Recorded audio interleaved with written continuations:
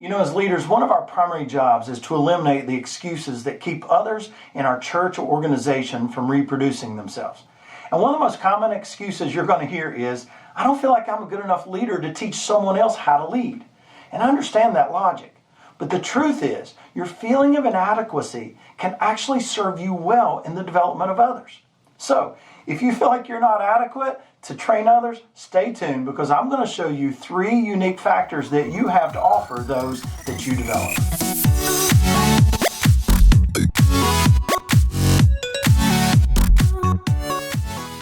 Hey guys, this is Mac Lake bringing you tips, tools, and techniques helping you develop more and better leaders. You know, sometimes leaders on our team aren't reproducing new leaders because honestly, they just don't feel like they're a good leader themselves.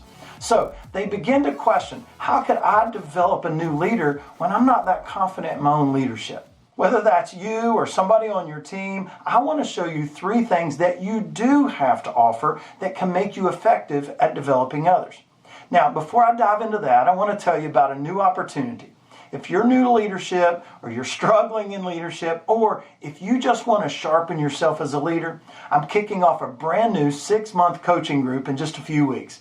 And in this coaching group, I'm going to be sharing a 7-part strategy and tools to help you lead your team more effectively. So if you need to grow in leadership, click on the link in the description below to learn more about the coaching group, or just go to my website, maclakeonline.com, and check it out. And if you use the promo code SOCIAL, then you'll get a 20% discount. Okay, hey, let me give you these 3 unique factors that will help you develop others, even though you don't feel like you're a good leader yourself, okay? Here's some things you have to offer. First, they can learn from your authenticity. Healthy leaders are transparent and they're humble. And as you're open and you're honest about your leadership weaknesses, others can learn that they don't have to strive for leadership perfection. Most new leaders that I've met, they struggle with fear and inadequacy. So being around a leader that's honest about their leadership limits, that can give them confidence and freedom that they need to lead well. You know, leadership is caught as much as it is taught.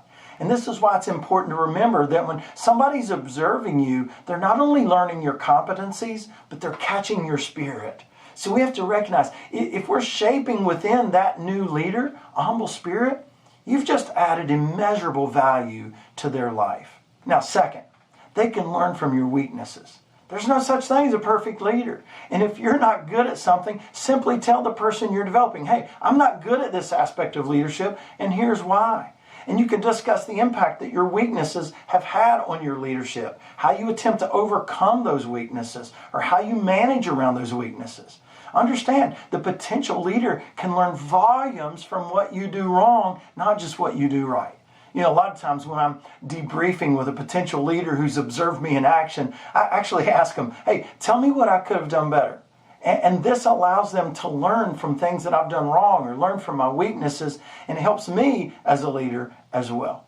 And the third unique factor that you have to offer is they can learn from your strengths. While you might feel inadequate, the truth is you have spiritual gifts and you have strengths that come natural to you. So you may not be fully aware of those strengths.